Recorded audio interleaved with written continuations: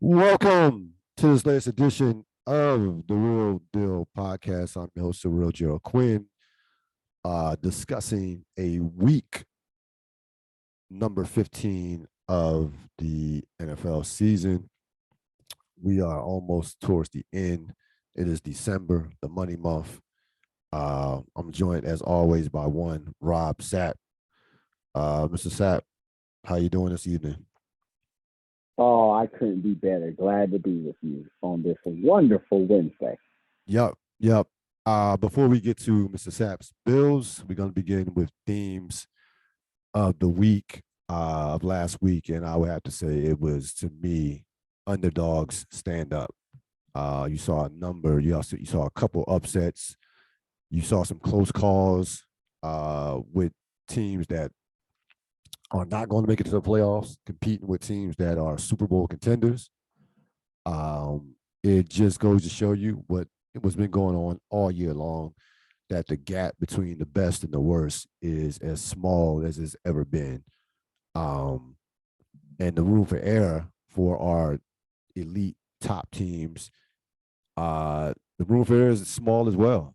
Like you can go out there and have your quarterback only have 5 incompletions and find yourself struggling into fighting for your life in overtime, which was the case with Kansas City and Houston against a one-win team. And Patrick Mahomes played flawless, like flawless game. We'll talk about that game more, but that's what type of week it was. The underdogs really stood up. They challenged these top teams. They are not afraid of these top teams, and nor should they be. Like, because we get to a certain point in the season where you're playing for draft position, right?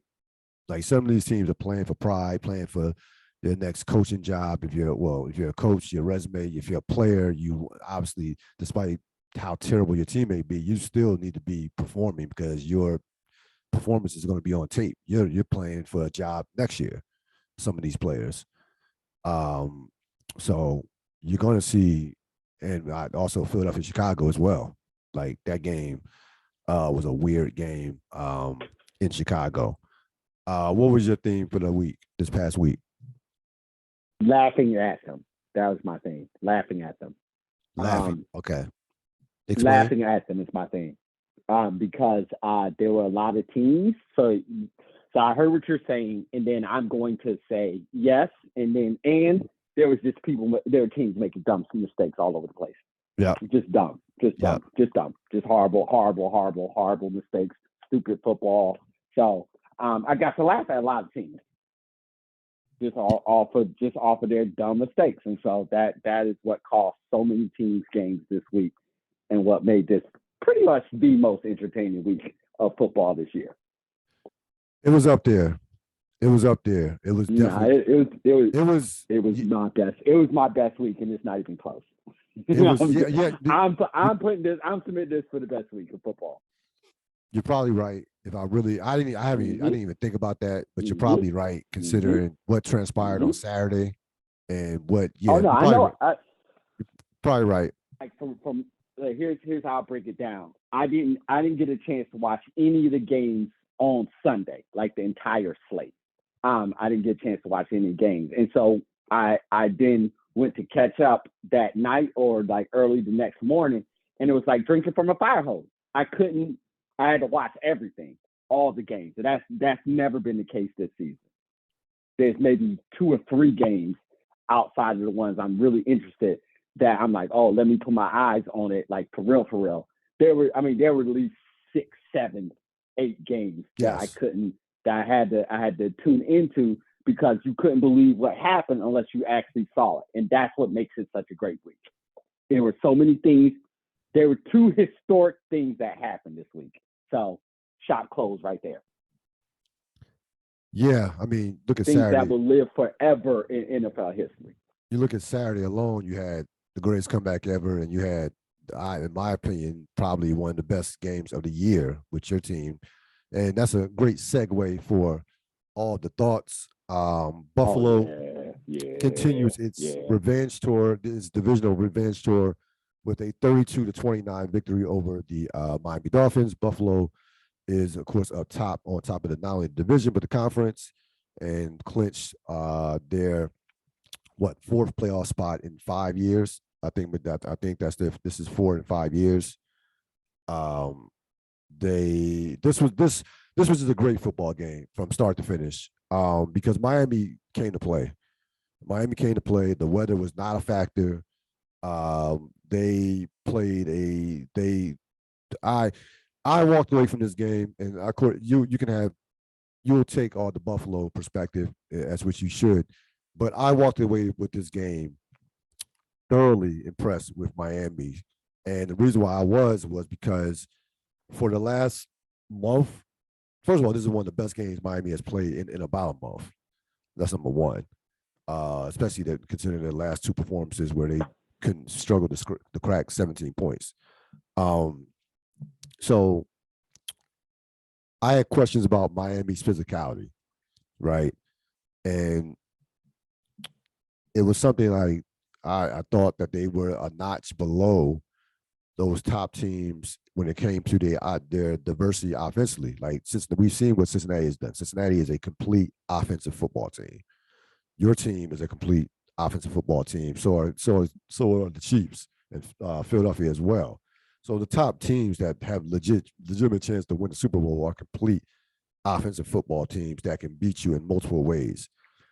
Miami running the ball for 188 yards on a still top Buffalo defense, despite Buffalo's struggles defensively for a couple of weeks and a game here, a game there. Buffalo Bills are still a top NFL defense, especially against the run. To run on 100, very well coached and very extremely well coached. Leslie Frazier absolutely should have a job next year as a head coach. To run for 188 yards on the road against that team told me a lot about Miami. And I'm not saying Miami is a contender to come out the AFC. I don't think they will. I think they're a year away from that. But I saw you definitely not talking about this year. No. You cannot talk about this year. Yeah. No. I said they're a year away. I said they're a year away. They need they're a year away. They're a year away.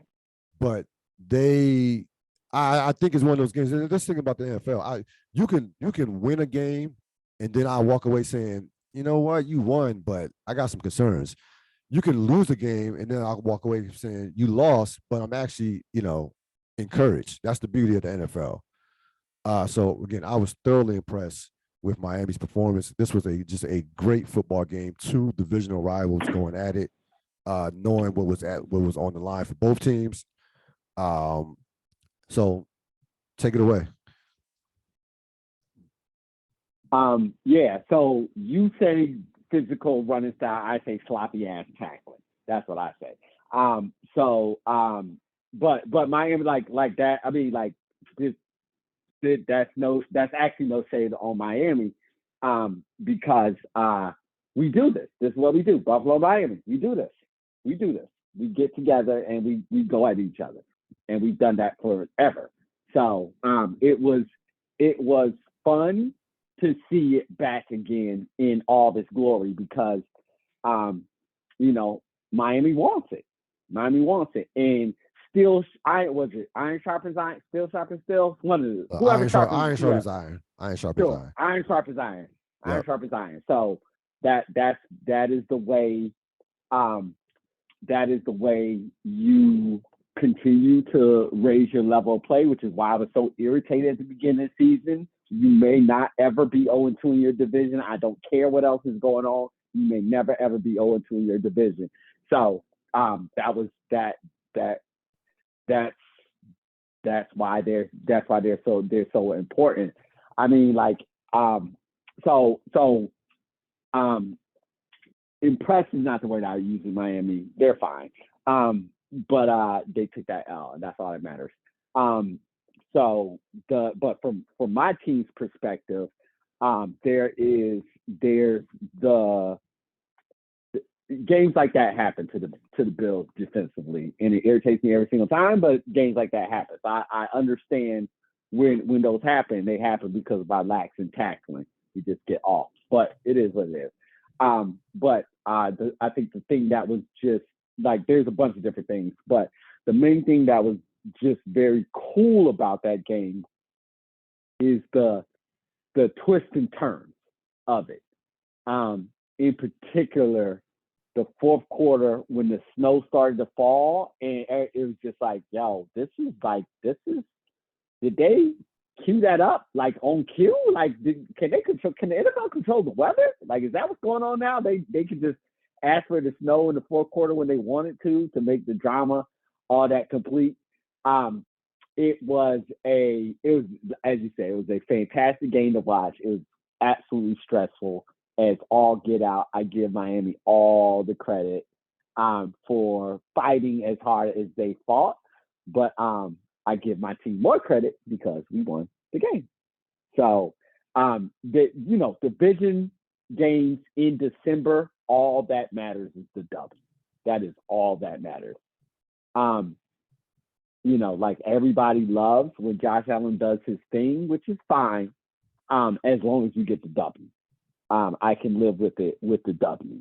So I have criticisms, absolutely, for that third quarter, but I will overlook that because I do not think this team is as talented as some of our past teams due to a lot of different factors.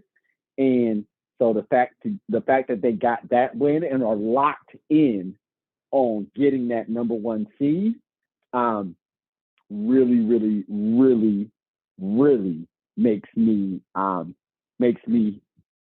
happy to see that.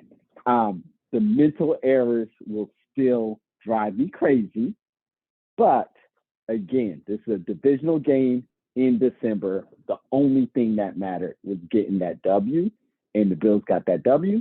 So all of Bills Mafia can be super excited. It was just a good, well played game. There's not a lot of criticism, honestly, on this. There's two division rivals going at it, or they just fought. It was an excellent game. The better team won. We know Buffalo's better than Miami. They were better the first time they played. They just didn't come out with the victory due to what we know with spotty play calling and what have you and all that. But no, excellent game, and this is going to be like I said, this is going to be a rivalry that like you said, is back. The rivalry is all the way back. Is all the way back. All the way back. These two teams will be in each other's way for the foreseeable future. Game of the week. I love when the Cowboys are on the wrong end of the game of the week. It's just a beautiful, beautiful thing. I'm sitting up here as Jacksonville, of course, takes out Dallas 40-34 in overtime on a pick six. I'm sitting up here, and this game was like 24-10, 27-10. I'm like, oh, shit, whatever. And I go to another game, and then lo and behold, it's like 27-17. And I'm like, whoa, what? Okay, let me switch back to this real quick. And the next thing you know, they are in overtime. And Dallas has a 3rd and 4. And, I looked at that play at least 10 times. It was clearly on the receiver. The ball should have been caught.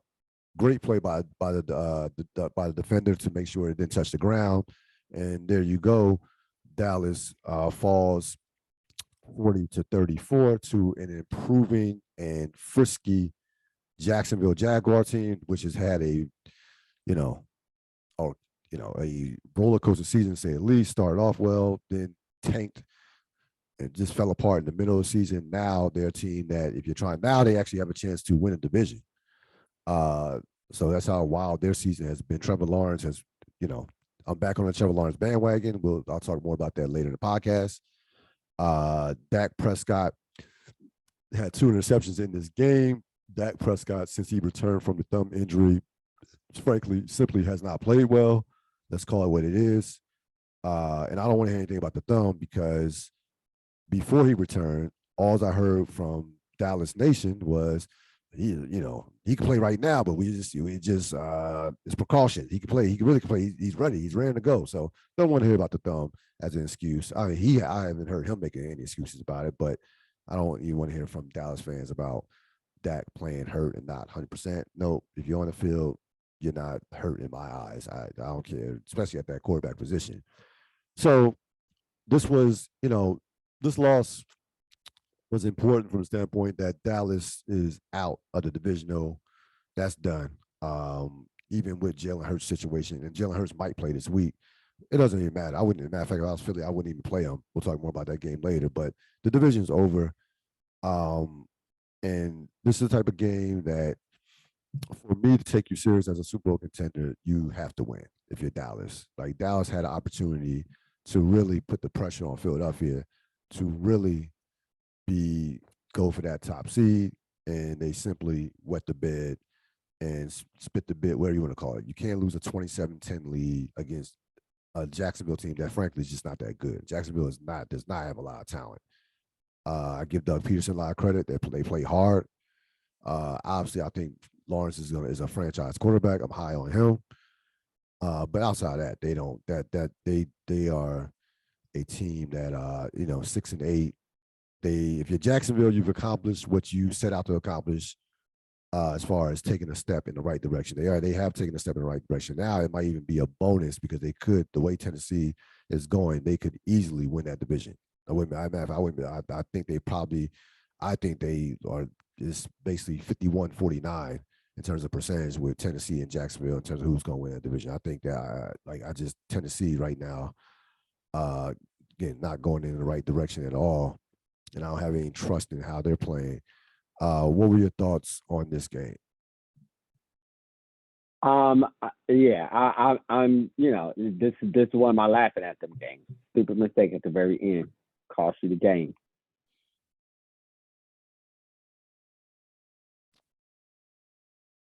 Yeah, 27-10 with a top offensive line and an excellent running game, you should be able to salt that game away at 27-10. Like that, you just have to. That's play calling. Yeah, no.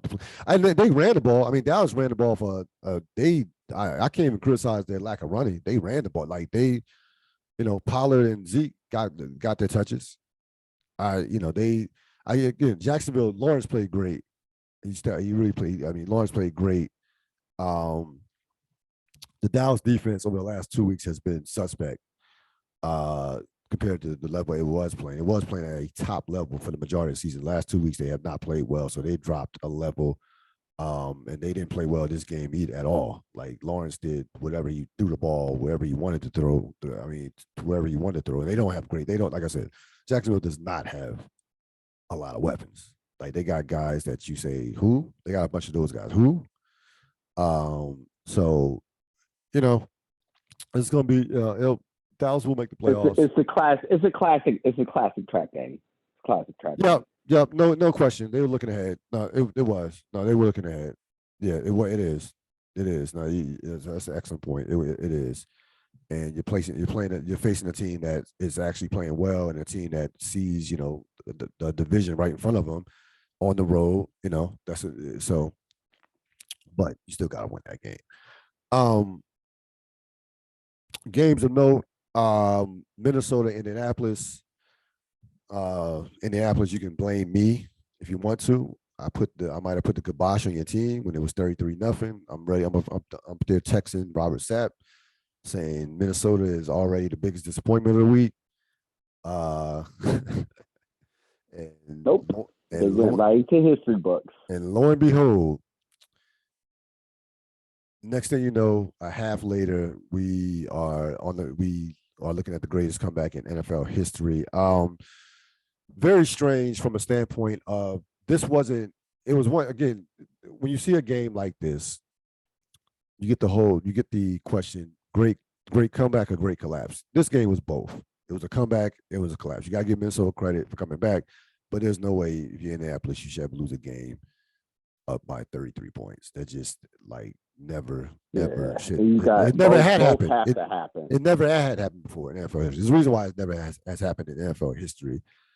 It was like a slow death. I say it wasn't like one play here, one play. It was just chink, chink, chink, chink, like chip away, like like a death of 1,000 cuts. It was kind of like that. Give away. Yeah. You got to have significant turnovers to make a comeback like that. Yes. Yeah. pick sixes and fumble pickups. No, but that's the thing. Have all that. That was the thing. They had 2 touchdowns called back that Minnesota got off a fumble. So it wasn't even it wasn't even a lot of they didn't Indianapolis might how many I don't think Indianapolis maybe had 1 turnover in that game.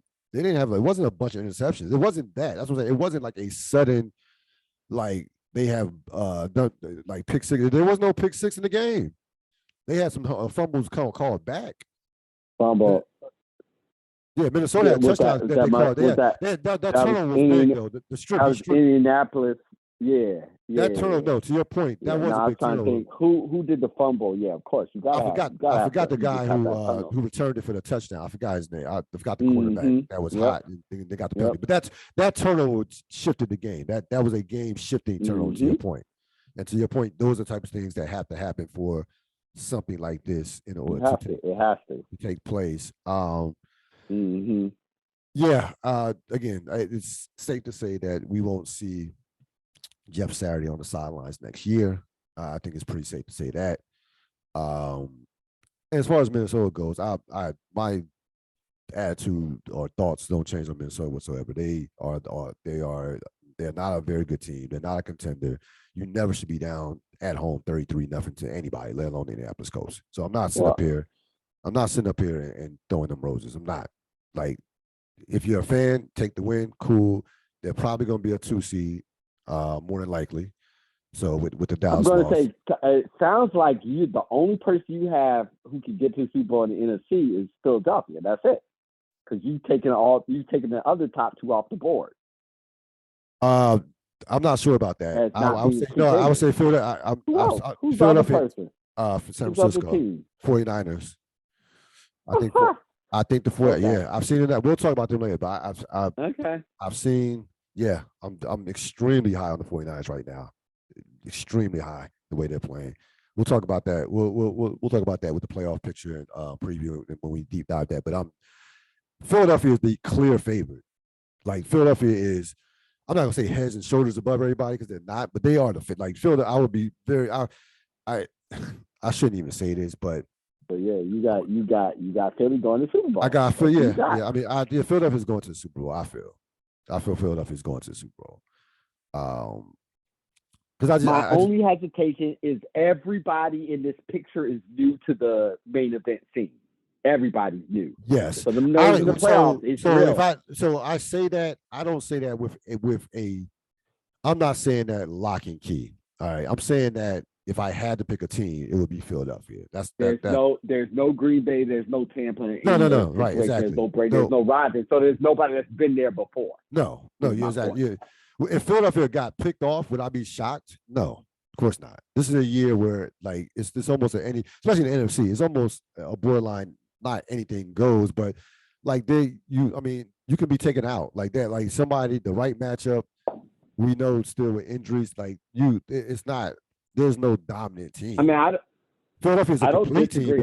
I think Philadelphia. I trust them the most. Themselves as the top team in the NFL. Yes, to be honest with you. But that's my hesitation. I'm not gonna say top team in the NFL. I'll be honest with you. I'm not gonna say that.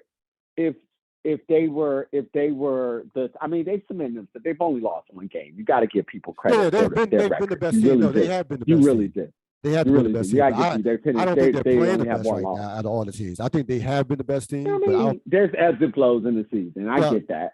But no, that's to the point. That's to the point. Right. They've been the most consistent team without question. This thing is a grind. Yep. This thing is a grind. So we shall see. But by far, they are supremely talented. Yes. They are the team that you trust the most right now. And they have the least amount of holes of any of those teams. They really don't have any holes, to be honest with you. No visible holes. So yeah, I mean, Minnesota, congratulations. They're gonna win. That division's over. They're probably gonna No, I'm just saying they have a game that is immortal. It's an immortal game. It is. That's more than they have an immortal. It's an immortal one. They supplant. I mean, like I know comebacks because I've watched the Buffalo Bills, Houston Oilers come back at least. I was about to say at least 50 times. It might even be more than that over the years. So it's immortal. It's an immortal game. No, this is where we're going to disagree. We're going to disagree on this. This is where I have to you lost. Biggest comeback in NFL history. It's not. I'm going to tell you right now. I'll be honest with you. Immortal. I'm going to be honest with you, and I'm going to make this comparison. I can't list it as immortal for me because I don't think that they are just. Like I said, I don't think they're a Super Bowl team. I don't think they're a very good team. Your teams come back, and by the way, it didn't take place in the playoffs, so that's the biggest piece. Yeah, no. Your team's comeback was in the playoffs, and your team was a Super Bowl team that year. That's the difference. Whenever you say biggest anything in NFL history, it's an immortal game. It just is. I disagree. I don't think it's immortal.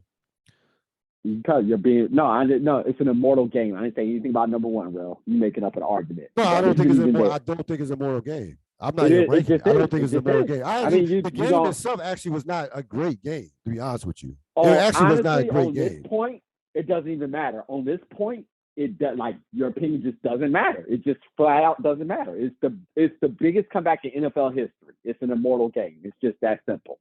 Simple. I disagree. Okay. Kansas City, Houston. Kansas City gets to win 30-24.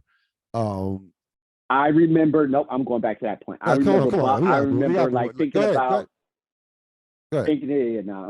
We staying here. Thinking about the like all of the clips of like all the all-time different performances. I was going to mention a Buffalo Bills running back who shall not be named, but like I remember looking at like different like all of those, and that's a game in freaking November that has no playoff implications because the Bills weren't that good then. But that performance is immortalized. That performance, no matter what the context is, will be immortalized. Here's the difference between that and this. That guy is an immortal player. Period. He wasn't then. That guy is an immortal player. Even if he wasn't then. When he broke that record, he was a great player. He was a great player. My point is, 30 years from now, nobody will care about the context of the game. How Minnesota was. I'll be honest with you. 5 years from now, nobody will care. I'll be honest with you. 5 years from now, I won't care about this game. I mean, this is my personal opinion. I will not be looking back at this game. If this game comes on a NFL network, which it would, greatest comebacks, I'm not watching it. Period. Like I'm just telling you. I don't think it's immortal. It'll come on for greatest comebacks. It's immortal. It will be on. It's going to be on. We know that. It's going to be on. But that's what I mean. I don't think that's what I mean by immortal, Ril. I don't think it's an immortal game. That's what I mean by immortal. That'll be shown over and over throughout the history of time. That's what I mean by immortal. Okay. Whoever else played this week, their game's not going to be played over and over again in the greatest comebacks in NFL history. Top 10 list. Nobody else is going to be on that. I won't remember. I'm not going to remember this game. But we'll get there. Not going to stand out. The Patriots. Then we'll get there. You're right. I want to get to the Patriots. You're right. Let's move on. Kansas City, Houston. Kansas City gets by Houston 30-24 in overtime in a game that really shouldn't have been that close. But Kansas City, sometimes we know when they don't take a team to Kansas City, just had no respect for Houston. Yeah, they play around. They play around. They had like 500 yards. Houston barely cracked 200, something like that. It was a ridiculous discrepancy. The only thing that kept Houston in the game, a couple of Kansas City turnovers. Mahomes was spectacular in this game, to say at least. 36 of 41 for 336. This MVP conversation is going to be very interesting, especially if Hurts misses games. I think if Hurts plays, Hurts will win it, especially if Philadelphia is like 15-2. But if Hurts misses some games, then Mahomes is right there. Right now, Mahomes is actually the favorite in terms of Vegas. So that's something to keep your eye on for the MVP race. But again, I don't read too much into this game from a standpoint of being anti-Kansas City, because Houston has played well the last couple of weeks. They almost beat Dallas last week. They have nothing to play for. So playing a team that's just can go out there, play free from a standpoint, take all kinds of risks. And again, a team that you are going to look ahead to look past, excuse me. You might get something like this.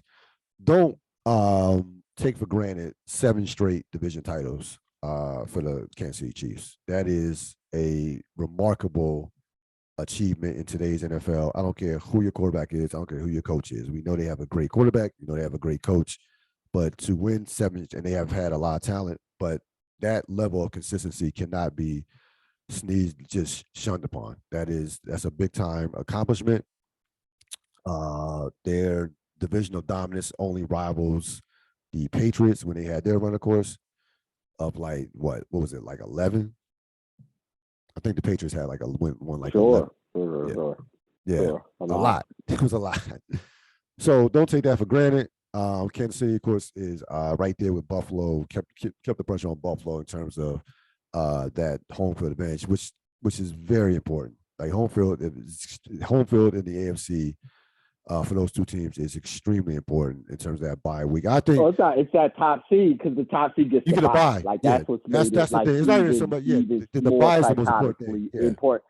And the number 2 doesn't get the bye. So like it's number 1 is the spot. That is essential. You get all the things for not only the home field, but the week of rest coming off a 17-week season. What were your thoughts on this game?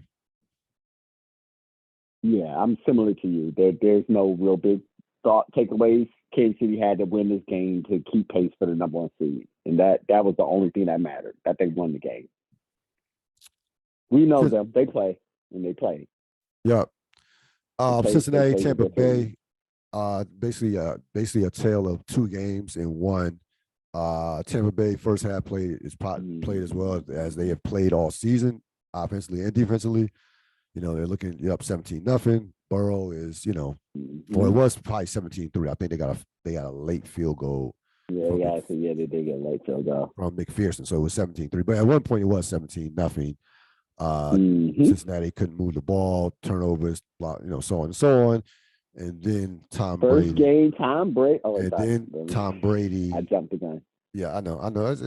I understand. Expatriate. I was excited. So I was excited. Let's keep. Nope. Do your thing. And then Tom Brady turned into a human. Pumpkin. 4 turnovers. He basically single-handedly changed the complexion of the game. Because Cincinnati only had. You can say he single-handedly lost the game. I think that's fair. I think that's fair. Considering that the Bengals only had 237 yards of offense, I think that's fair. I think that's a fair point. It's not like Joe Burrow was throwing the ball all over the place. Joe Burrow made the plays that he had to make, took advantage of the turnovers, but he didn't throw the ball. Like Joe Burrow wasn't great. So that Tom Brady lost the game for his team. Yeah. It's fine to say that, everybody. It's okay. It's okay. He's won a lot of games. Tom Brady lost the game for his team. Yeah. Let's all say it together. That's all. Tom Brady lost the game for his team. Yes, he cost his team the game. He did. This is a very interesting game from a standpoint of it happened. So this one, conversely to like in comparisons to the Minnesota game, this happened quick. Like it was like bam, bam, bam. It's like, oh shit, like damn, what am I watching here? And Cincinnati, it's kind of like watching the young guns push around the old men, so to speak, because that's what it felt like. Like Burrow and Cincinnati, and their Cincinnati's defensive coordinator will have a job next year as a head coach. You can look at some of these games over the past month. They've made tremendous second half defensive adjustments because there have been halves where the other team struggles to get first downs against that defense. When Cincinnati's defense making good adjustments. When they get a beat on you, when their defense gets a beat on you, you're in trouble. Yeah, like that guy makes some. I mean, he makes them on the fly, especially in the second half. So he's tremendous at that. And Tom Brady, put the ball on the ground, interceptions. And next thing you know, again, the dam broke, and give Cincinnati all the credit in the world on the road. Um, that was again a mature win. They didn't panic down 17-0, 17-3 at half. They stuck to their game plan. Um, and that team right now is playing as well as any team in the league right now. They absolutely can not only go to the Super Bowl, they can win the Super Bowl again. So I am sky high on the Cincinnati Bengals. They are playing at a high level on all in all facets. They have it all. Like the offensive line has gotten under control. We know Burrow is a beast. They have a kicker who is fearless, great defensive coordinator, and they know who they are in terms of their identity, and they know they're getting to a point where they're learning how to win. Where it's almost like you can see a young team maturing into its own in terms of saying like, hey, we're good. All right, we're down 10-0, 17-0, and we've seen them make these comebacks now in the last couple of years against Kansas City, now against Tampa Bay. So they're never out of a game.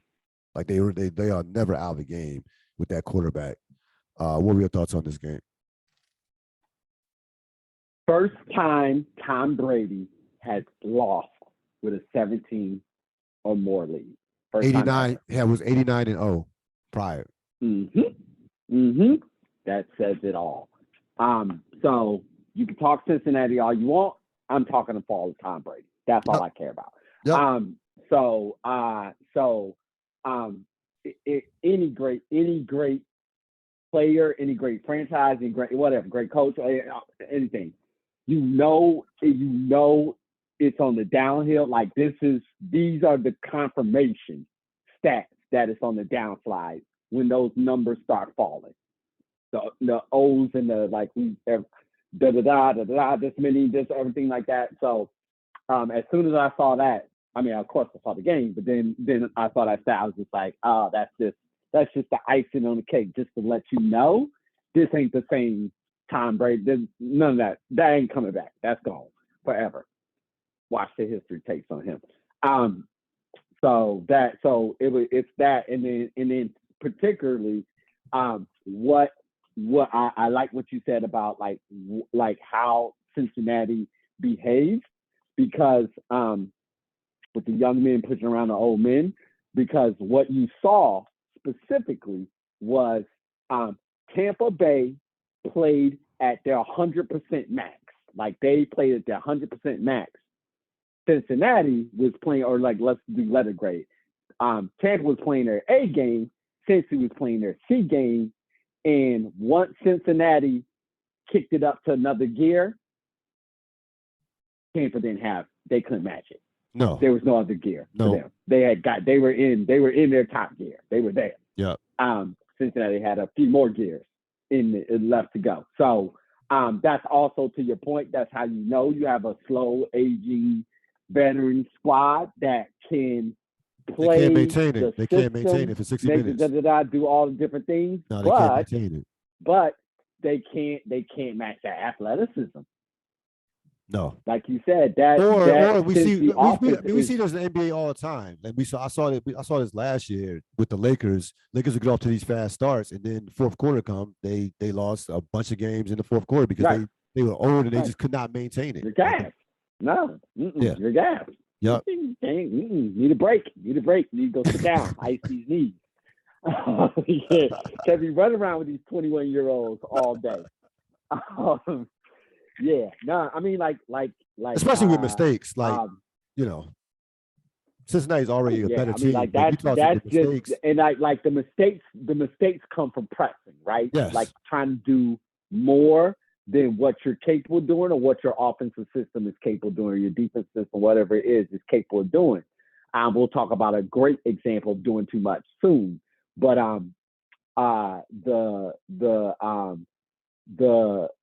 the pressing is symptomatic of not having the skill or the athleticism to match what's going on the other end. So you try to fit a ball in where you try doing all these different things that maybe once upon a time you could have pulled off, but at this stage in your career, you no longer have the ability to pull those things off. So the entire team needs to be fantastic in order for Tom Brady in Tampa to be successful, particularly against good teams.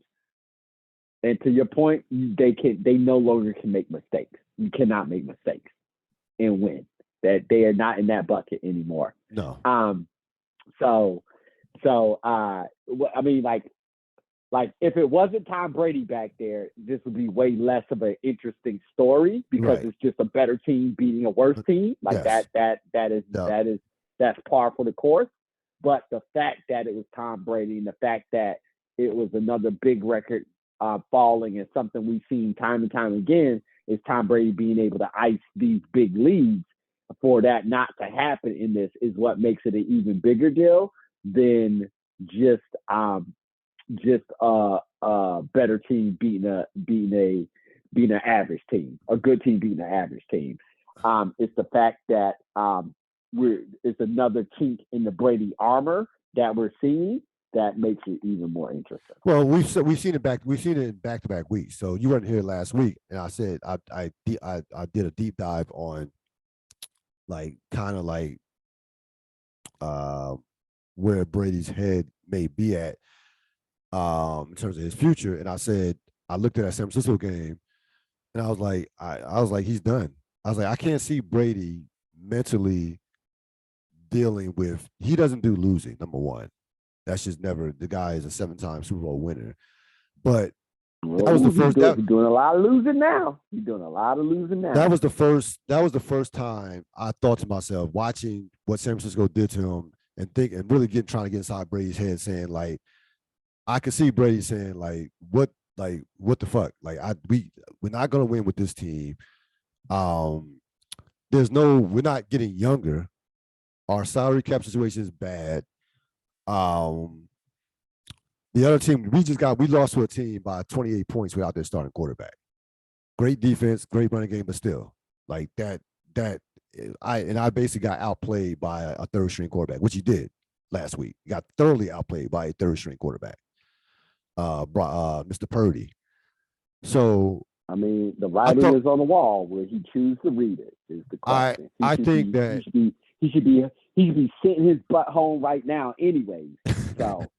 I thought that he shouldn't be in the league after that performance and after that game. I thought to myself, I like 2023. I can't see him. I would not.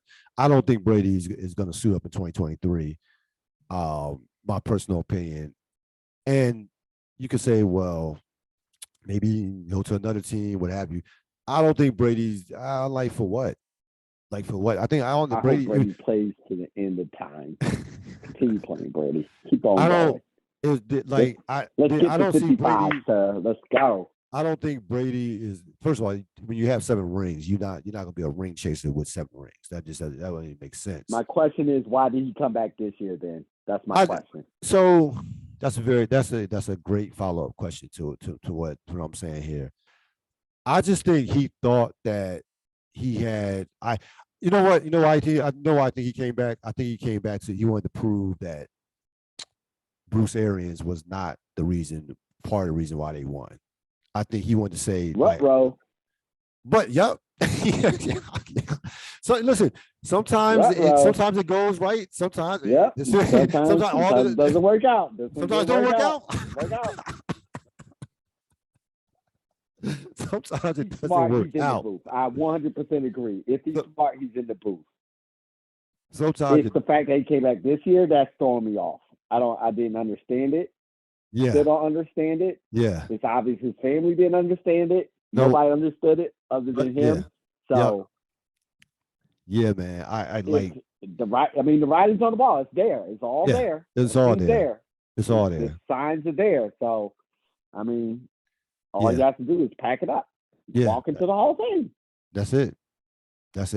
And walk into a $30 million a year gig or whatever they make it. So some Sure. Yeah. Sure. I mean, it's at this, like I'm saying, at this point, there's just no I'm not in Tom Brady's head or heart, but there's no rhyme or reason for him to come back in 2023. This is not. Not gonna say I will be shocked, of course, because we've seen him retire and unretire. But I just gotta think that, like I said, this guy's a winner. I just gotta think that if he doesn't care about the Kareem Abdul-Jabbar, Kobe Bryant type tour of, he's already getting that now. He's getting that now. You got guys coming up saying, "Hey, sign my football." So he's people know, people are sensing that it could be it based on how they treat him after these games. So he's going to get his tour. Like regardless of whether or not we know he's coming back or not, he's going to get his tour from a standpoint from the players. I don't think he cares about anything like a team officially, giving him a silver football from wherever, from Atlanta, like whatever. I don't think he cares about that. But he's getting his flowers now at the end of these games. So like I said, the writing is clearly on the wall. Nothing lasts forever. He's 45 years old. It's like, yeah, time to pack it up. I mean, he did say he played at 45, so he did. No, this should be the year. This should be the year. But he's like a cockroach. He just keeps coming back. We gotta wait and see. Ideally, this is the year. Yes. So we can look at the playoff picture here. Right now, you have look at the AFC first. So the AFC is interesting because I think Are we not going to talk about New England, Las Vegas? Oh no. No. We You haven't. We haven't gotten the biggest disappointment yet. Come on, man. Okay. No, they don't. Trust me. They don't. I'm itching. I'm ready. They're on the list. I know you're chopping at the bit. I know. I'm thirsty. Right now. The AFC standings right now, I would say Buffalo's a lock. Kansas City's a lock. Cincinnati. We have Cincinnati. We got. Oh, you talking about just to get in? Yeah, to get in. Cincinnati's a lock. So Buffalo, Kansas City, Cincinnati are locks. I think. Yep. I think the Ravens are a lock. After that, this could be very interesting. Chargers had a big win this week, so they're up to 6th spot at 8-6. Miami's 8-6 at the 7th spot, and you have New England and the Jets at 8 and 9. 7-7. That's 7-7. Oh yeah. I've already predicted. And Jacksonville's at 6 and 8, but their record doesn't matter because it's all about they only one game out of Tennessee, of course, and so that division will come down to the next time they play Tennessee. So AFC, you have 4 locks, right? Again, Buffalo, KC, Cincinnati, and Baltimore. What are your thoughts about those last 4 teams? So Chargers 6. Chargers and Dolphins. Chargers and Dolphins. Okay. They're gonna get in. Yeah, because to your point, I have no faith right now in New England or the Jets. To your point, they're going in the opposite. Like I have no faith in one of those teams. Yeah, and the Dolphins still. I mean, New England has to get through us. They have to get through Miami. They have to get through Cincinnati. They're done. They're finished. Don't even look at them. Don't even look. They're done. And so then you're looking at the Jets, and then like Vegas, like Cleveland, the Raiders or something Pittsburgh, like that. No. Cleveland, Pittsburgh, Vegas. So Chargers and Dolphins it is, unless something really wonky happens. So it basically it will come down to either obviously the standings, who finishes first, second, with Buffalo and Kansas City, and also the AFC South winner with Tennessee or Jacksonville. So that's basically the AFC in a nutshell. Kansas City has to be. Miami has this year. Miami has Green Bay, then they have New England, and then they have the Jets. That's manageable. That's manageable. It's manageable. Yeah. So now I'm gonna look at Chargers. Yeah, I'm looking at the Chargers now. Chargers have the Colts, Okay. Rams, and Broncos. Wow, they're going to get in. Yeah, they're going to get in. Yeah, see, That's Chargers are in. Chargers are Chargers are going definitely to get in. in. I'm not going to say they're in because I don't trust. I got to go by the history of Chargers. I'm not going to just automatically put them, but they should get in. They should get in. That's what I'm saying. They should get in. I've been burned by the Chargers too many times. I've been a Charger. You know how many times I've been burned by the Chargers about thinking the Chargers are like that. They should be in. To your point, I agree that they will get in and should be in. I'm not putting them all back in. I just can't. I love the quarterback. I got the history of the Chargers. I can't. I've been burnt a lot. The Colts, the Rams, and the Broncos. No. Yes, no, they should. No, to your point, we agree they should be in. They should get in with that schedule. Absolutely, but they still are the Chargers. They still are the Chargers. There ain't no way. There ain't no way.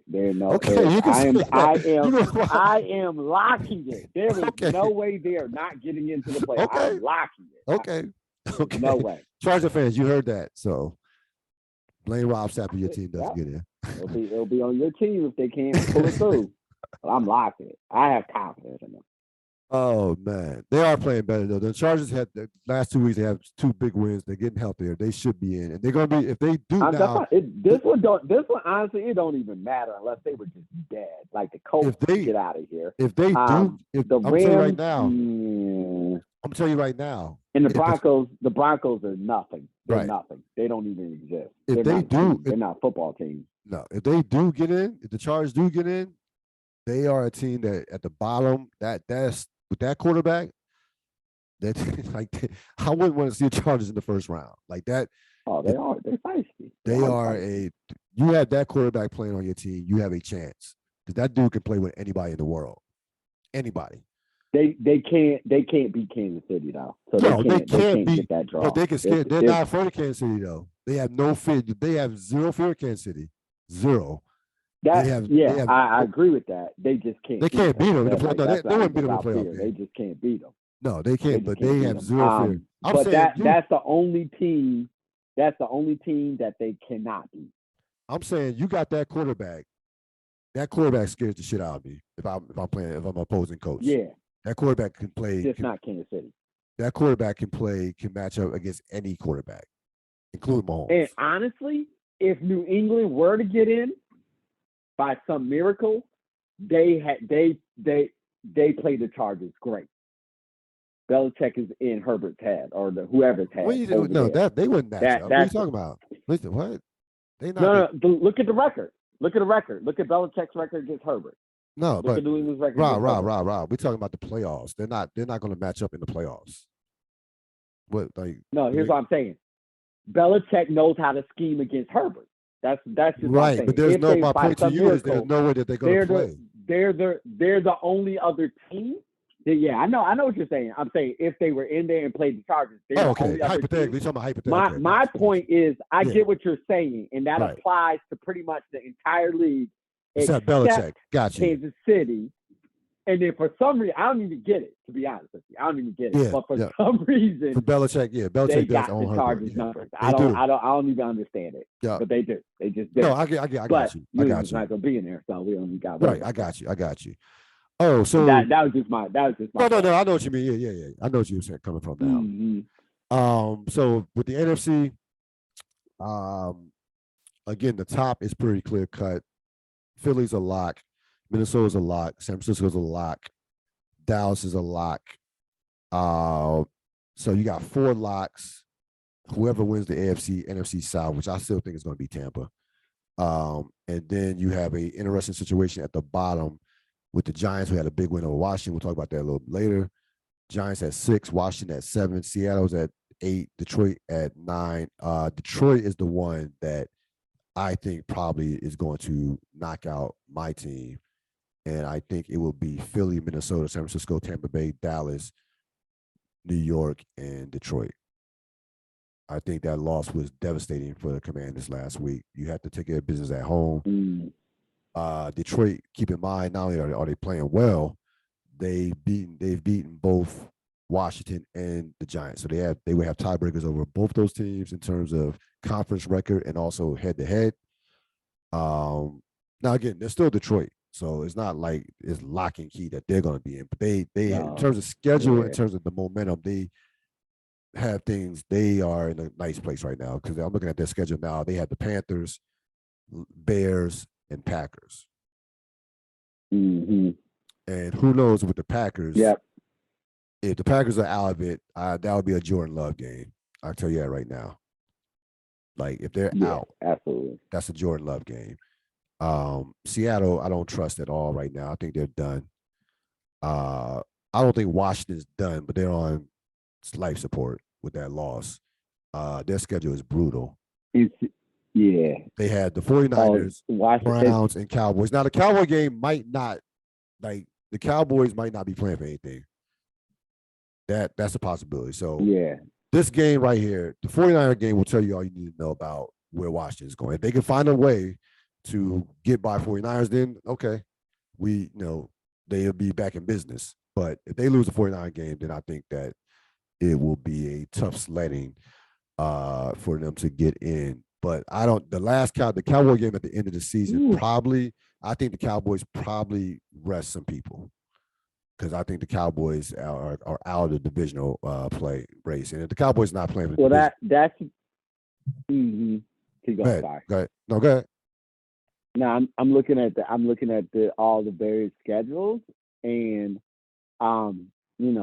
this is going to come down to if people are resting at the end because the Giants have the Eagles. Like everybody's schedule's interesting. Like there are no. It's a fluid. Yes, fluid. Like you can see 2-1 in most of the schedules, but there's definitely a possibility of 1 and 2, and then but some of those potential losses are directly tied to if teams are going to be playing at the end of the year.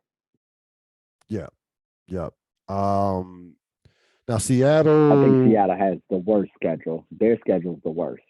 They have the Chiefs this week, then the Jets and the Rams. It's not. It's not impossible, but I just don't like the way they're playing right now. Like I just don't trust them right now. But their schedule is not. They're not going to beat the Chiefs this week. That's not going to happen. The Jets. Well, no. See, the Chiefs. No. The Chiefs aren't losing again. Like that, they can't lose. Right. Then they lose. That's what I'm saying. They're not losing to Seattle. They're not losing. So they're like So but the Jets certainly is a winnable game. And then the Rams is definitely the Rams are in the tank. It's winnable, but the Jets defense is brutal. Like their defense. It is. No, it is. No, that it is. So, I don't even like how Seattle's playing. So I think this comes down to New York, Washington, Detroit. And then that last game is a divisional game against an opponent who just wants to beat you. Yes. They have nothing else to play for than to ruin your season. Then ruin your season. So that's their Super Bowl. Those games are always wonky. So that's why I say their schedule, that one has the potential to be 0-3. They got to be on the A game. Yeah. They really do. Yeah. Because if you already count the Kansas City one as a loss, then you got to win those next two. Yeah. You got to get the Jets and you got to get the Rams. Yeah. So the playoff picture is not all the way clear, but it's mostly clear. Yeah, you're talking about those last couple of spots. 2 spots against those 3 teams. Mm-hmm. Home field advantage in the AFC. I think you're right. Detroit is dead. Detroit is in, and then it becomes between the Giants, Commanders, and Seattle. Yeah. Who? I didn't hear who you guys are playing. Washington plays. They have San Francisco this week, Cleveland the next week, and they end with Dallas. See, it's that last game because they should lose to the 49ers, win against the Browns, and then we got to see what's happening during that last game. Right. Stock up. Trevor Lawrence, 13 touchdowns, 5 and 1 interception in his last 5 games. Again, coming into this season, there are a handful of teams, a couple of teams where you didn't think that the teams would be playoff teams, but you're looking in terms of building blocks. You're looking in terms of like player development, especially at the quarterback position. If you have a young quarterback that has, a top pick or what have you, Jacksonville was at the top of that list from the standpoint of you're not going to make the playoffs, but are we taking steps in the right direction? And as of right now, at 6-8, compared to where you were last year when you didn't have a professional coach. You have to like where you're headed if you're Jacksonville, especially with your quarterback playing as well as he is playing right now. Again, I think that there's not a lot of talent on that team, and not only are they heading in the right direction, they could win the division. So he gets stock up. What are your thoughts? Who would stock up for you? Stock up is Minnesota Vikings. You just want to jump on them. I don't. That was a fantastic comeback. I mean, like you just you can't you cannot be down 33 points to win a game. Like that's not a thing that happens. And so anytime shouldn't that be who won the week? Down, shouldn't that be won the week for you? You sure you got the categories right? My stock up on the Vikings. Yeah, no, I got it. I got to stop. My stock up is the Vikings. Yeah, no, you hate the Vikings. I do not. I think the Vikings could beat anybody. Why is stock up on the Vikings? So you believe in the Vikings off that performance? Yeah, I believe. You only stay locked into your opinion. I've never shared that opinion ever across all of our shows ever. That's your opinion on the Vikings. I'm fine with the Vikings. Okay. And so yeah, there is no bigger stock up than that to me. That is there were a lot of implications. There were implications in that loss, and so both personal and actual standings wise, and so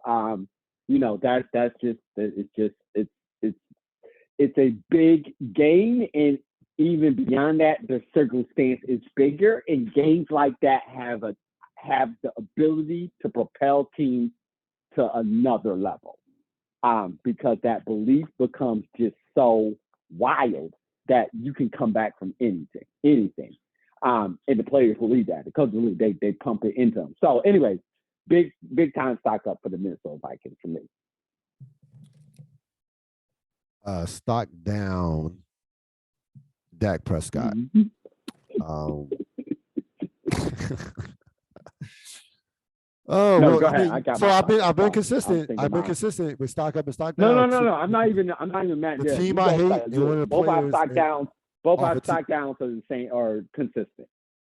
So I've been consistent with my stock up, stock down. So here's what I say about Dak Prescott, and the reason why I have him stock down. Obviously, to me, the interceptions are very troubling. I don't like my quarterback turning the football over. We both know this. Like, I just don't, especially when you don't have to turn the football over. And what I mean by that is you have a all-world offensive line. You have a top offensive line. You have a excellent running attack. There's no need for Dak Prescott to be trying to be a superhero with some of these plays he's trying to make. Like, now we can also, and again, we can agree on this. We agree on this that the play calling can be spotty.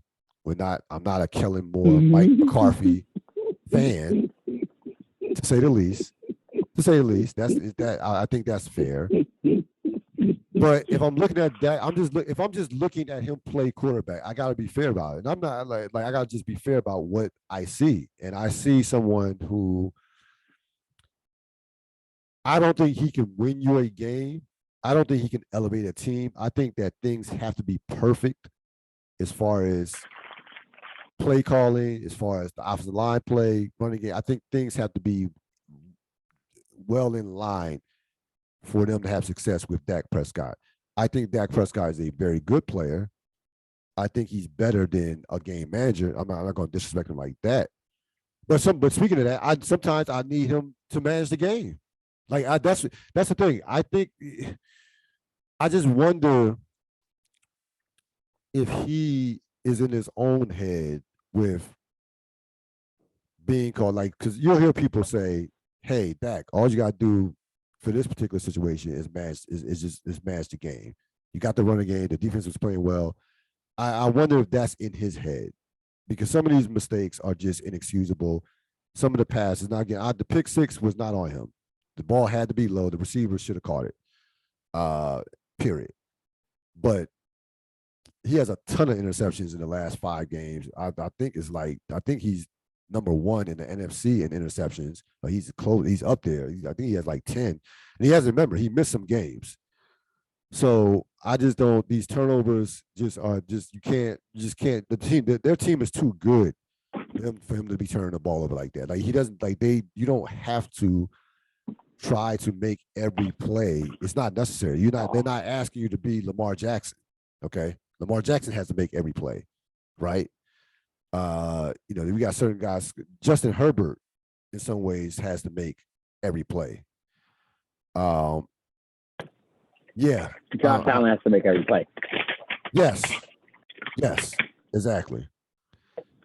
I just don't. I just don't. I just feel like I don't like him. I don't like the way he's playing down the stretch in December, particularly in December. So I have him in stock down. Who you have for stock down? Oh man, so my stock down is going to be the New England Patriots coaching staff. Okay. Complete stock down. And so the reason is for all of the years that Belichick has been coaching the Patriots, we've heard about the Patriot Way. Yep. And the Patriot Way is that we don't make dumb mistakes. We wait for the other team to make dumb mistakes, and that's how we capitalize on them, and then we laugh at them in the locker room. Funny thing has happened since Tom Brady's left. All of a sudden, Patriots are making dumb mistakes. And then when we get into like the historical one, we'll really break down. But there are ramifications of your actions. And I'm looking squarely at Bill Belichick. So stock down. You know what? I'm just going to point at Bill Belichick. Stock down Bill Belichick. I'm looking squarely at him because instead of getting competent people on your staff that can elevate your team, you chose to staff your team with loyalists. And this is what you get when you do that. You get haphazard, sloppy A play. And that's exactly what came home to roost in that game. And so that is squarely, even though the players made the mistakes, that is squarely because of decisions that were made way before this game was ever even played. So stock down on the entire Patriots coaching staff, but squarely pointing the finger at Bill Belichick. Yeah, and by the way, folks, we're not done with Bill Belichick. We're not. So if you have somebody who despises Bill Belichick and have hated the Patriots, this is going to be it's going to be the podcast for you. Except New England. All right, who pretty won much the everybody week? except New England. Yes, who won the week? I had Jacksonville. I won the week. Oh, fine. All right, slow down.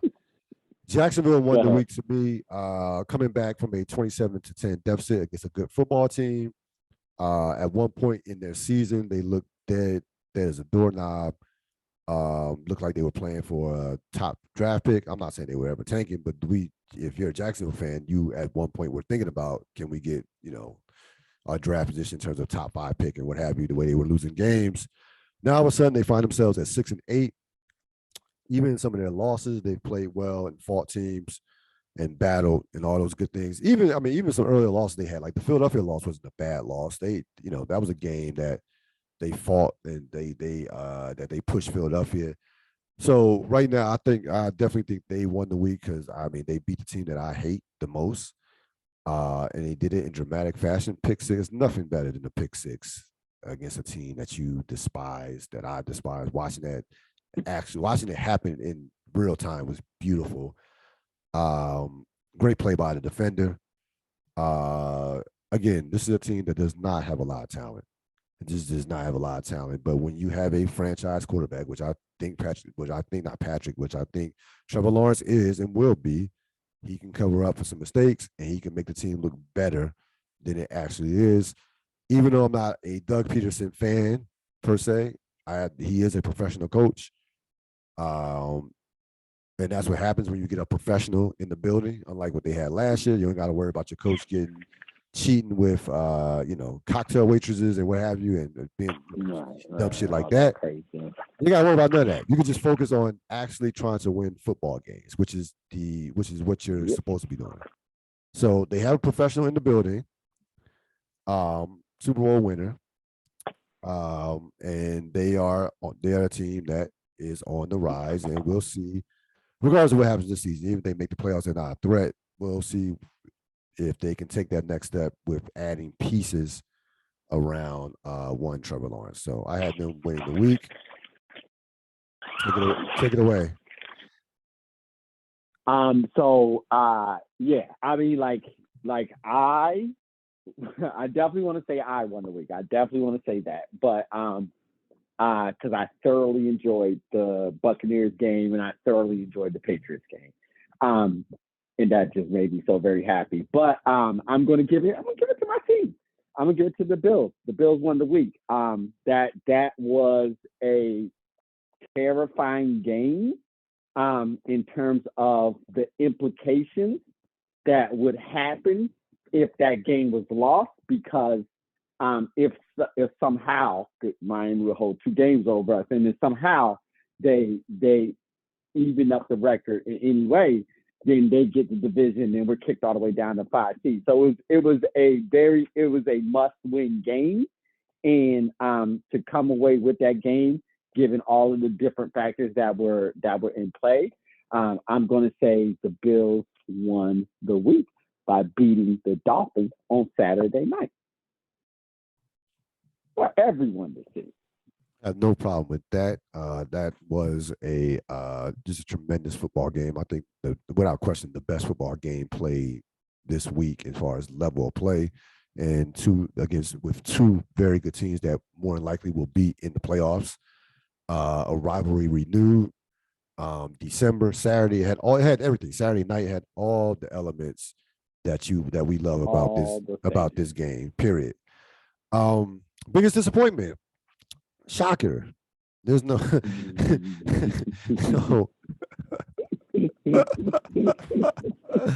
I can't stop laughing. It's so good. I've seen I've been watching football since 1986. 1986. So roughly 86, 2022. That's what, I don't know. You do the math on that one. Whatever. 30 plus years, 35 plus years. I've seen some dumb shit in football. I've seen dumb play calls. I've seen dumb passes from quarterbacks. I've seen a coach in the Super Bowl not change his terminology off a team that he formerly coached. And I'm talking about the Tampa Bay Oakland Super Bowl a few years back, which was one of it has to be the dumbest game plan in the history of mankind. From just, they literally were calling out the plays. Bill Callahan. And I was like, what? So they know your plays before you didn't change the terminology, even though, okay. So I've seen a few things in football over my lifetime. This without question is the dumbest single play that I've ever seen in my life, ever. It's not hyperbole. No. You're tied up. The game is tied, right? The game is tied. Say that again. The game was tied. That's the key part of this whole thing. I understood that. The game was tied. You understood that. I understood that. The game was tied. 24-24. You get the ball. We weren't actually playing in the game. You get the ball. But yeah, we knew what the score was. Off a kickoff. And you start doing laterals. And who knows what they were doing? We've seen laterals, we've seen laterals a million times, and I've never seen. Sure. They're like one of a. First of all, the succession rate is 0.5%, whatever.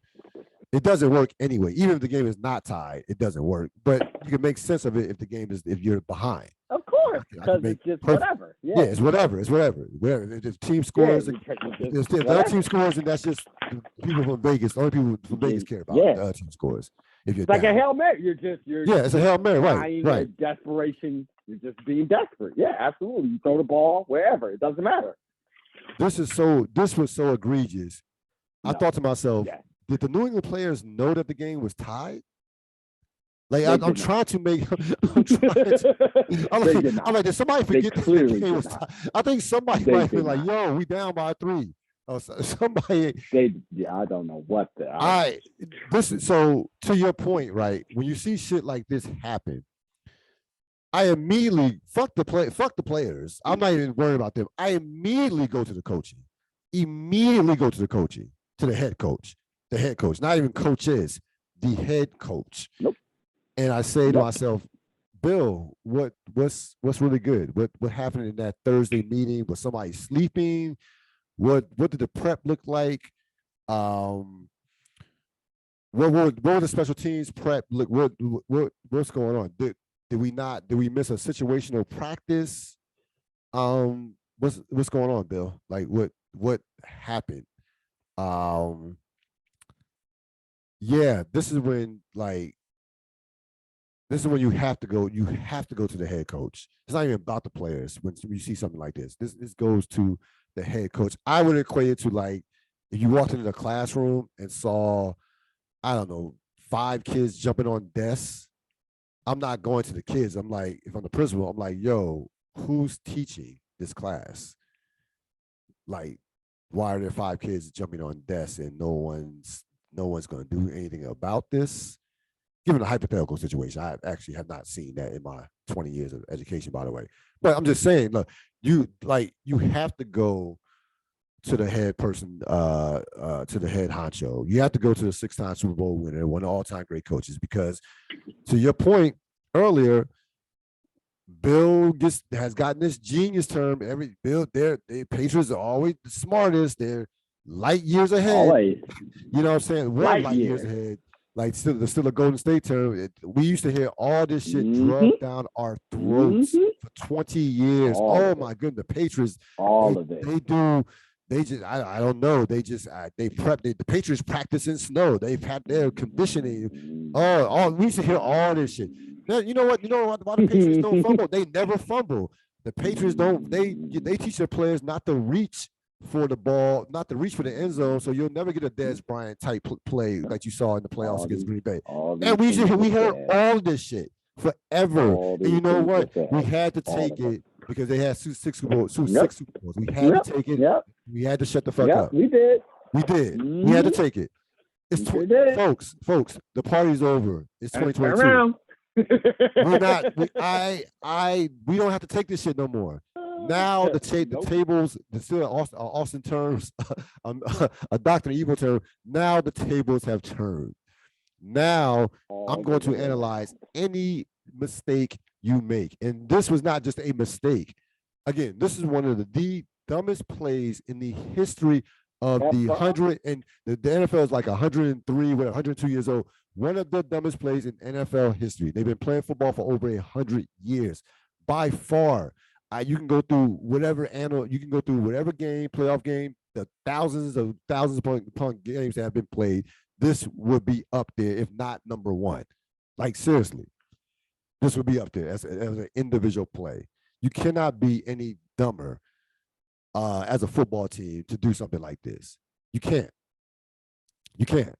Like, it's just impossible. Impossible. And by the way, if you're going against a team, right, that has mastered how to lose games. They were on their way to losing like their 5th game, being up like 13 points, which I think they probably set their own NFL record if they don't have the record already. Yeah. This is a team that knows how to lose. And not only know how to lose, they know how to lose double-digit games. So there's no question, if you go into overtime, you're winning that game. There's no question New England's winning that game in overtime. Like, no question, because this team that you're playing, they master and they have a PhD in losing big leads. So I would be fully, like, again, they do that. I for the life of me, I cannot just rationalize what transpired. I was laughing my ass. I was laughing my ass off. To your point, I was definitely laughing my ass off.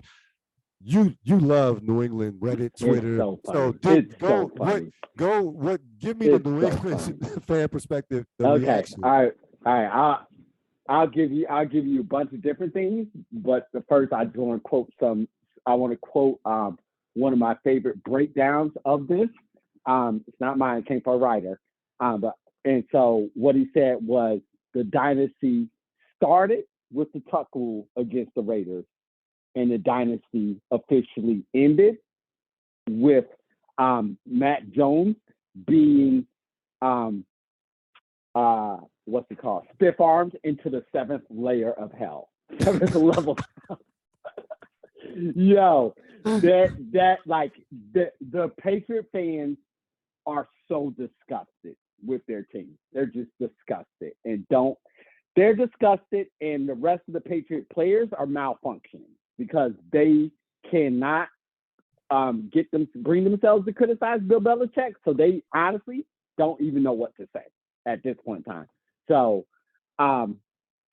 you got that happened. Now let's look at the elements of this.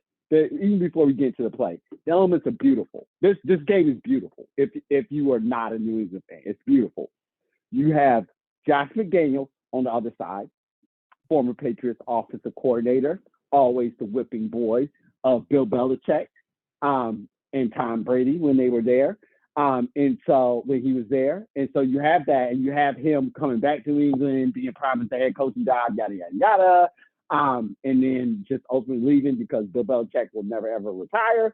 So had to go to greener pastures, and greener pastures in Oakland, not having the greatest season in the world. But then in comes his mentor, and as you said, the Raiders were Raidery. They were absolute Raidery. Just no questions about it. And then you have the play that happened. Okay. Now, two things about the play, and they really dove on this. So from New England fan perspective and how they dove on it and everybody else, a bunch of different things happened. One is the reason why most of the other players were just like not involved was because that wasn't a play. That just it flat out wasn't a play. No one called for reverses or end of the game shenanigans. Those were players going rogue. Now let's think about that for a second. Bill Belichick, right? Patriots. Yep. When do players just do their own thing? Never. Right? When Never. does that happen? Never. Exactly. So that should say a lot, and they are saying a lot about that.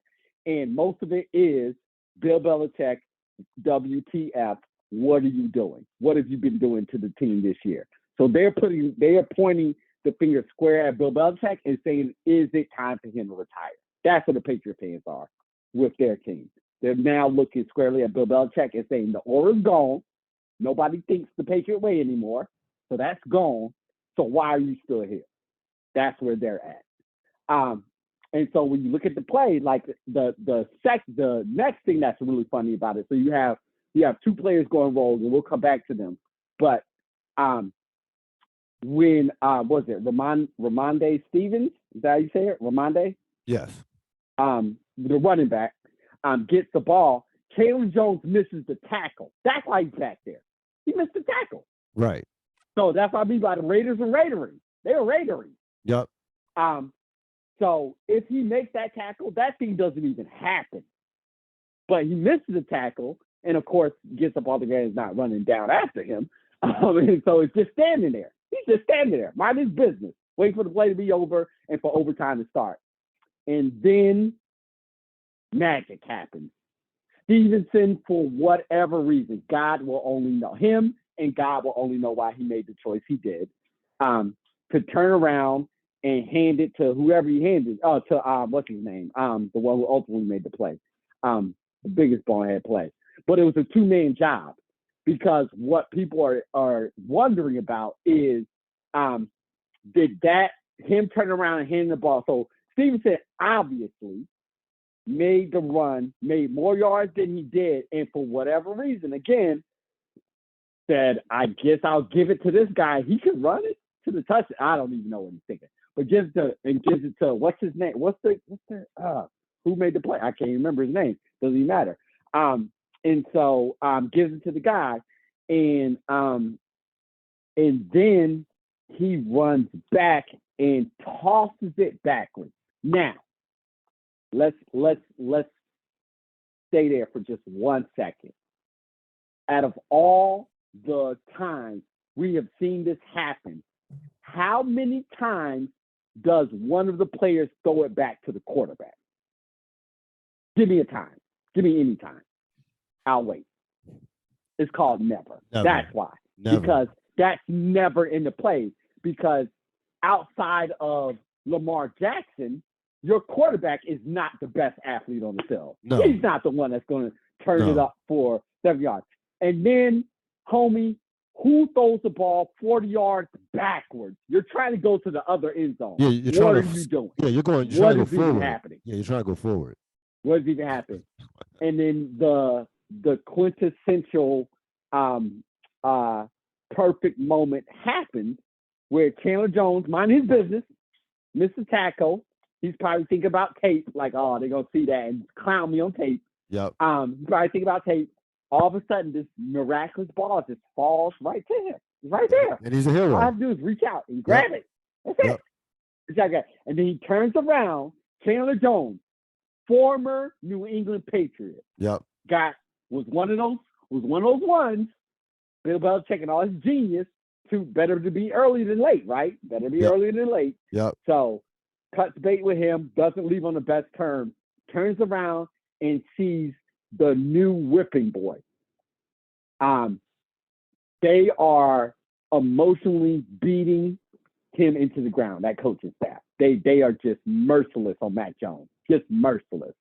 And so the whipping boy is right there in an image that will be immortalized. I think we can both agree on this point here. This will be immortalized, where Chandler Jones just sees him and says, "You're not big enough.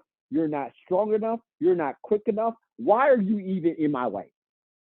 Get out of my way." Yes. And just shoves him to the ground like a child, like a little baby. People, Mac Jones is 6'5". I will step over you. He's not. He's a grown man. Yeah. He's a football player. Yeah. He's a big boy. He's a grown man. Yep. Chandler Jones is bigger and stronger. Yes. He's a growner man. Yeah, clearly. And just absolutely obliterated him into the ground and then ran it in for a touchdown at the end of a game that should never have happened, because to your point, the only time you would ever even think about doing the actual called passes and everything like that is if you're losing the game. You never do that with the game tied. You never do that. So a complete and total, utter mental breakdown. Just complete and total. There is no defensible part of what happened there, and that is why it makes it the perfect play if you dislike the Patriots. Yeah, it was beautiful to watch. My Christmas present came early, and I appreciate it. It came saying it was early. very nice. Yeah, because very kind. I was not even remotely paying attention to this game whatsoever. Really? Last point, Ril. Go ahead. I look now. My attention also turns to Robert Kraft, and I ask this question. I get loyalty. I get it. Of course, I get it. The man got you 6 championships and had you on top for 20 years. I get it. Are we okay? Are we good with your team being a laughing stock? Is that okay? Does that fit well with you?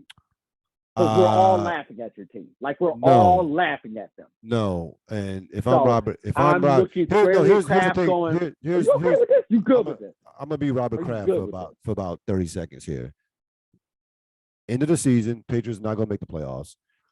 End of the season, taking Bill into the office, like Bill. Yep. One or two things is gonna happen.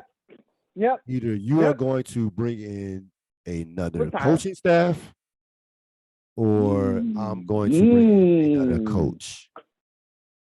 And if Bill walks away, then so be it. But it's one thing not winning games. That's one thing. Robert Kraft is smart. He's been around the league. He knows that none of what they did was not going to last forever. He's probably happy to 6 Super Bowls. He wants to be, he wants to win again. But it's more about like he's a very proud owner, businessman. That laughing stock shit is he's not tolerating that. That's just not how you become an owner of and a successful businessman by tolerating being a laughing stock and somebody and being just ran, just ran poorly. Like that's not Robert. Like Robert Kraft is one of the best owners in in the history of sports for a reason. Like, he is like Robert Kraft. Like he's on the Mount Rushmore of owners. Period. Uh, you don't get to that level and stand for what you stand for what this season has been. And listen, this is how bad this play was. You would think how we're talking that the Patriots are like 2-12. They're 7-7. So coming into this game, the Patriots actually were, I thought, probably overachieving in a rough AFC in a brutal division. They had been, relatively competitive, uh, playing decent football. Jacoby Myers. But when they've keep going. I just when they've had their lowest of lows this year have just been on the borderlining, on the ridiculous. And we can go this play takes the cake. But then when a couple weeks ago, like a month ago, we were talking about the whole press conference trying to explain the quarterback situation. That bullshit. Yep. Like that's stuff that Robert Kraft is not going to stand for. Like he's not going to stand for like he's not going to stand for reality television. That's not who Robert Kraft is. He doesn't like drama, doesn't like all the bullshit. Like he's not going to be like, he's not going to have other owners chuckling at him, cracking jokes about his team, and which I'm sure owners were on the phone playing a game of telephone laughing after 20 years of getting their asses kicked by this franchise. No. So again, going back to here's my question, Ril, on this. So how does that work? Because Belichick has all the power. How does that work? Like, and he's not going to chill. Like, that's not even Robert Kraft is the owner. Belichick's not going to chill. Robert Kraft is the owner. So I know. Ril, you know what I'm saying. You know I know how these power structures work. Belichick is a made man. How does he get Belichick to make? Because Robert Kraft didn't want Tom Brady to go. Is Tom Brady in New England? No, that's Belichick. So how is that going to happen? I think so. Here's my point. I don't think it's about the coaching staff. I think you pull them in the office and you say you're retired or I fire you. Period. Oh, okay. Those are the two. Those are options. Yep. Mm-hmm. It's that deep. It's that deep. It's that deep. I don't disagree. Yep. It's that deep. Yeah. No, I don't disagree. Those bring in a new coach. No, because he needs people to be his yes men. He can't have. There's no way Belichick will tolerate. And Kraft knows that. Absolutely. There's no way Belichick will tolerate random people in his coaching staff. No. There's just no way. No. So either I mean, you got to, and this is where, as an owner, you got to put your big boy pants on. Yeah, I mean, we saw Jerry Jones fire big boy pants Tom Landry. Yeah. Mm-hmm. So you got like nothing lasts forever. Yep. Yep. Yeah. No. That's gonna be that. Honestly, Real, I don't think anything happens. I think Kraft is totally fine riding this out. I think he's totally fine, and then we could just get to laugh at his team a lot. I don't think Kraft does embarrassment though. If it gets to a point where this comes on the reg, I think he's too competitive. I don't think he does embarrassment. It's not just losing. It's the embarrassment. Oh no! This is why I'm asking that question. This is why I'm asking that question. But something tells me. I know that area very well. I know everything. I know what's going on very well in that. What tells me is that Belichick was what like a Saban is to Alabama. You're not getting Saban out. It doesn't matter who's the chancellor or who anybody is. Saban's not going anywhere. Right. Belichick was that in New England. He wasn't going anywhere, especially after Tom Brady left. Now, if Tom Brady was still there, it would be a different story. But especially after Tom Brady left, Belichick's the only selling point in that town. So the reason why I think the iron is hot for him to like really push it is because they're losing the faith. They're losing the will of the fans on supporting Belichick through everything. And so if there ever was a time, now would be the time. Although I think there's such a big loyalty to Bill Belichick from Robert Kraft that he won't do the big boy thing, which is to say, you need to go home. Go you and Tom Brady go walk into the Hall of Fame together. Coaches don't have to wait 5 years, do they? Yeah, in terms of what I think, I hear you. In terms of what I think will happen, like I said, I agree with you from the standpoint. I don't think he will fire Bill Belichick. I don't think that's going to happen. He's not. I don't think that's going to happen. I think it should probably happen, or get rid of coaches will have you what should happen. But I don't. To your point, I don't think it's going. If I were to guess, I don't think it. If I had the smart money, I would think it'd be Belichick being back for 2023 and walking out on his own terms. I agree with you that there will be changes on the coaching staff. I agree with you 100%. Yeah, but to your point, there will be more Belichick changes. It won't be, yeah. He will make those changes. Belichick will pick the freaking the student teacher, who's the guy that looks at tape, whatever that role is called. Yeah. The one who goes and gets coffee. Yeah. The one who's calling like the position that's called an offensive is the offensive coordinator for the Colts. Like video surveillance guy. Yeah. He'll be the new offensive coordinator in New England. Yeah. Because he coaches Bill's grandkids. Oh man, the Patriots are a mess, and it's amazing. Yeah, no, it's beautiful to watch. Week 16 preview. The Dallas loss kind of takes some sauce off this game. Dallas, Philadelphia. Jalen Hurts could play, though. If I were Philadelphia, I probably would rest him because Philadelphia does not need this game. They have in essence. It is Dallas. Yeah, but that's not. I'm looking. I gotta think. I hear you. No, I hear you. I hear you. I hear you. Big picture. I hear you. But Hurts probably will be a game time decision. I think myself. That's y'all in the NFC East. Y'all all get in a fever over Dallas. That's y'all. I think myself. If I had to guess, I don't think Hurts will play this game. But we'll see. If Hurts plays, obviously, this game is the game will be in Dallas. Dallas coming off the overtime loss. Philly's playing better football right now, but we know Dallas can match up with them. It'll be a great game if Hurts plays. It'll be a great game. Yep. Divisional game in December. Division game, and if Hurts plays, I would lean towards Philadelphia slightly.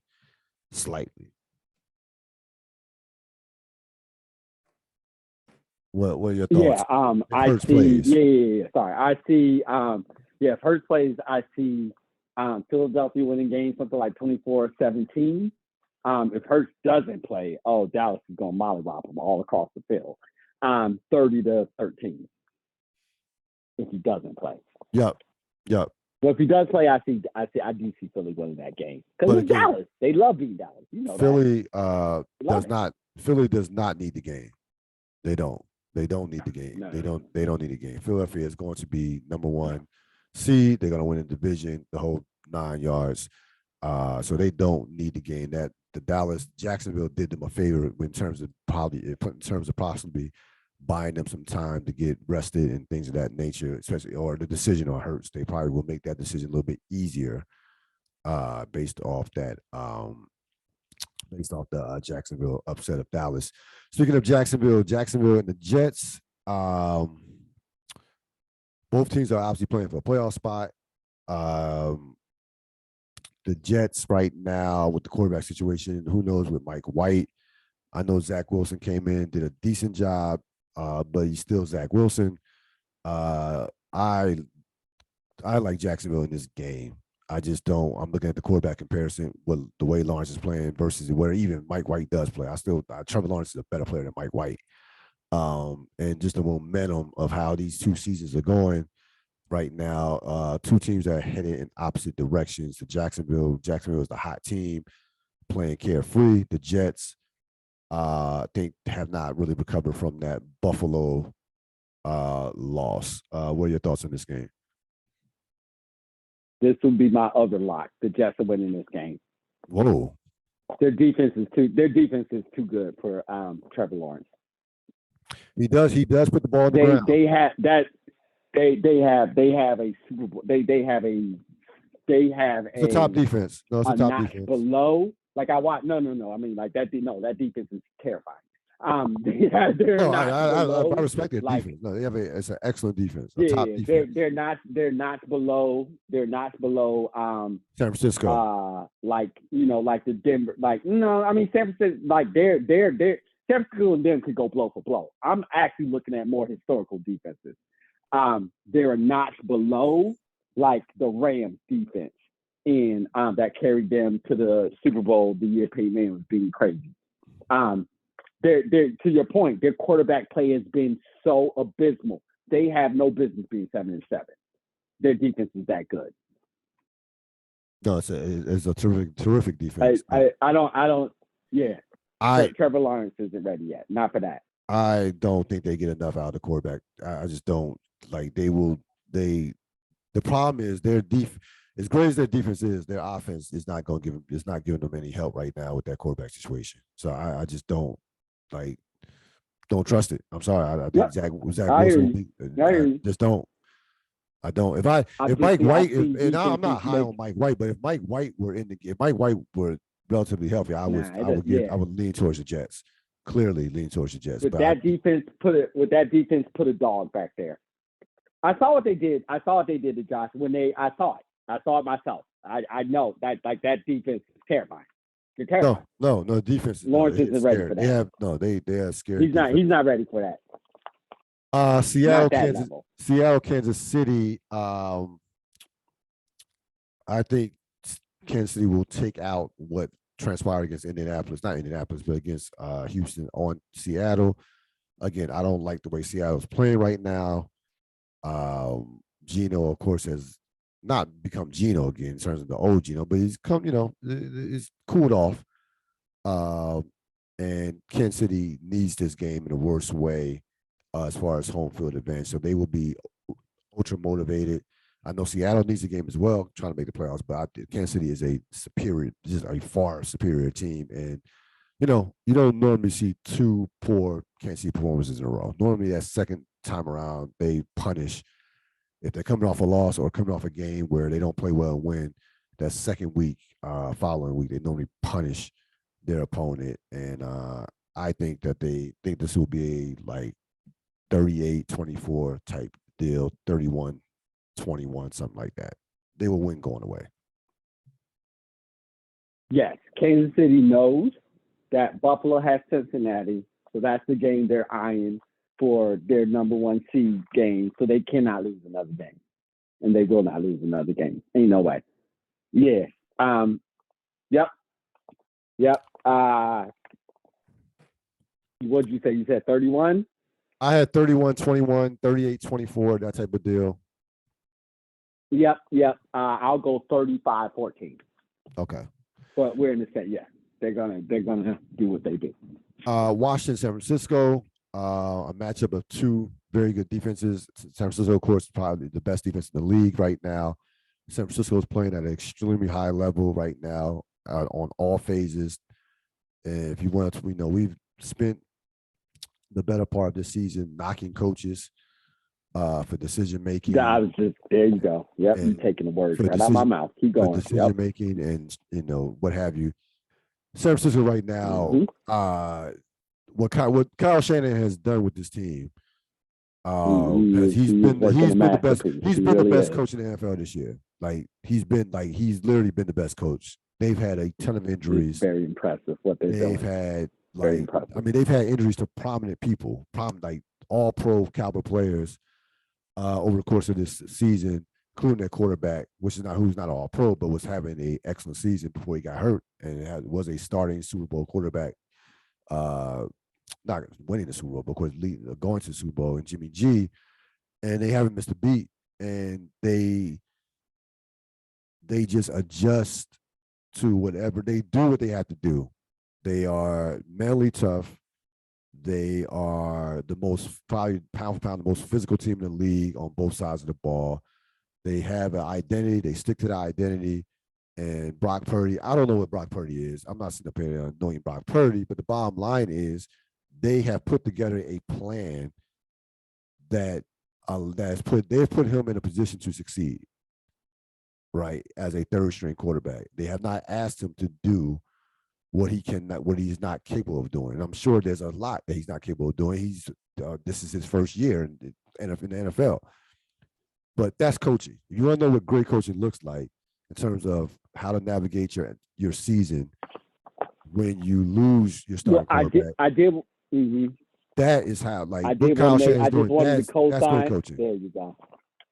There you go. I did want to make a comment on that, just to co-sign that point, because I can't even say what I was thinking about. Visually and everything, skill set wise, there is fundamentally no difference between Mike White and Purdy. Like, no difference. As a matter of fact, you probably say White is better. And Zach Wilson, talent wise, better. There's just no difference between them. And yet you have one team that can still get to the Super Bowl, and the other team, as you were saying, you were doubting. And both of those defenses are equivalent, or they're the ones we're talking about. So what's the difference? And the difference is coaching. Coaching. That's the difference. That's it. On the offensive end. That's and it. So, yeah. Yep. Yeah, this is gonna be a tough one for Washington. When you say you don't trust the Jets quarterback, what you're really saying is you don't trust the Jets coach ability to coach the quarterback to any type of offensive success. Right. Both actually. I don't trust the quarterback, and I don't trust Salah at this point in his career to coach as a quarterback coach. He's an excellent defense. He's a defensive guy. He can't. Yeah, exactly. That's why that defense is rock solid. But that part, the quarterback situation, he can't do that for offense. No. He needs a top offensive guy if they ever want to make inroads in the future. So I would take San Francisco in this game, like 20-10. Again, I have a hard time. We can't score against this team. It's just it's gonna be. They will take away Washington's run and be like, Taylor Heineke beat us. We dare you. Yeah, Heineke, be safe, brother. Be safe. Be careful. Just be able to walk off the field. That's a win. That'll be like a slight win. This ain't the game to be running around crazy and just showing heart just for heart's sake. Like, be careful. Just be safe. Be safe, Heineke. Be safe. I like you. Be safe. Be safe. No. That defense, there's some killers. They injure people. Yeah, they can knock some quarterbacks out. They can knock some quarterbacks out. A couple quick thoughts before we head out. The Rams are done. No repeat Super Bowl champion. We didn't think the Rams were going to repeat anyway, but they are officially done. Bye-bye, Rams. Odell to Dallas, probably not going to happen. So Odell must be either. It has to be a situation where he's not healthy. That's why even the getting removed from the playing shit wouldn't be enough for him not to sign with Dallas. For Dallas has taken guys who have been criminals. So that wasn't the playing situation. I don't think that had a factor. I just don't think he's healthy. And nobody's seen him practice. Nobody's seen tape. Well, because he's not right. That's the reason, because he's not healthy. That's why. Exactly. I'm not going to practice either if I can't run. Nah, but you can come here and smile for the cameras all you want, but you got to play. Yeah, you got to actually play. You can. I mean, you can post pictures of yourself working out. Cool. That's cool. But you have to actually run routes. You got to actually be able exactly and take a hit. So Odell's not healthy. He's not going to go to Dallas. So that's looking like that's not going to happen. Chargers lurking. We talked about them before. They have a all-world quarterback. They are playing well normally at a time of the season when they fall apart. If they make the playoffs, they will be a team that you really don't want to see, because that quarterback is a beast. They're going to get Joey Bosa back, right? He's coming back soon, this week, if not next week. And we know what he can do.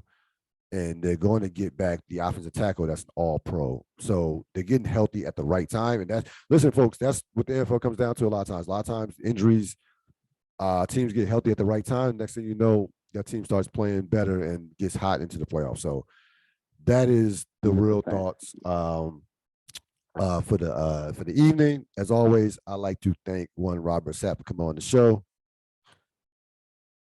Sir, appreciate you. This was fun. I enjoyed this week. I enjoyed talking about it. I'm sure you did. Good luck this week with the Have a great with the evening. Bills, and have a great rest of your week. Have a good one. Bye. All right. That's going to wrap it up for this latest edition of the Ril Dil podcast. We have one podcast left in the year. It'll be, of course, next week. What's next week? The 28th. Yes, we're going to do one last podcast on the 28th of December. Looking back at week 16.